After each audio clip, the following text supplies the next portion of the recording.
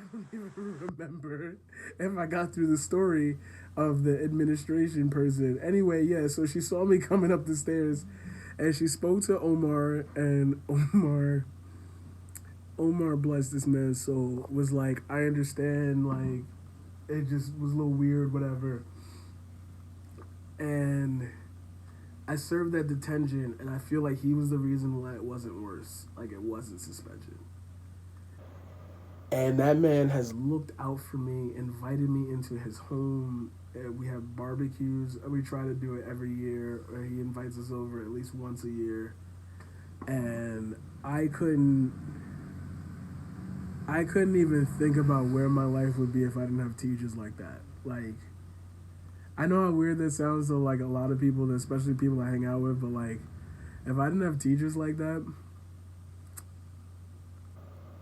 yeah, if I didn't run into the right group of people at the right time,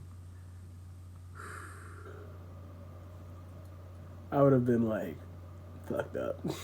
That was definitely, I definitely could have been on the spectrum on both cases. And I met people who were just like cut class but play music. And then I met people who were like Omar, and it was like I care about my students, and I'd prefer for them to see them succeed than to just be, passing marks and then, and that song.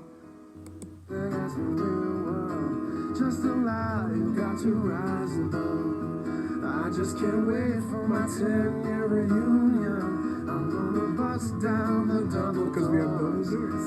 And when I stand on these tables before you, you will know what all this time was for. And Omar showed me that song and he taught me how to play it. And that was the first song that I ever broke a string on a guitar to.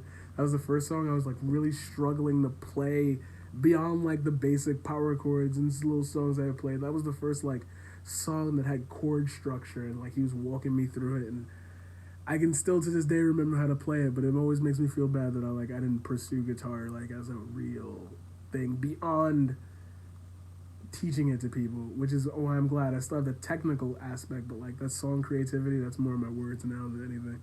And I always wanted to at least do one big like everybody knows about it tour. I always wanted one of those. Oh great, I'm 26 talking about I always wanted to go on one last tour. I needed one last tour. Like I'm going on tour later this year. Oh my god. That was John Mayer's No Such Thing. That was a 2-part episode that I don't even know where the first one is getting clipped at. So you might have heard everything, you might not have, but just know things were said. See, what's the outro?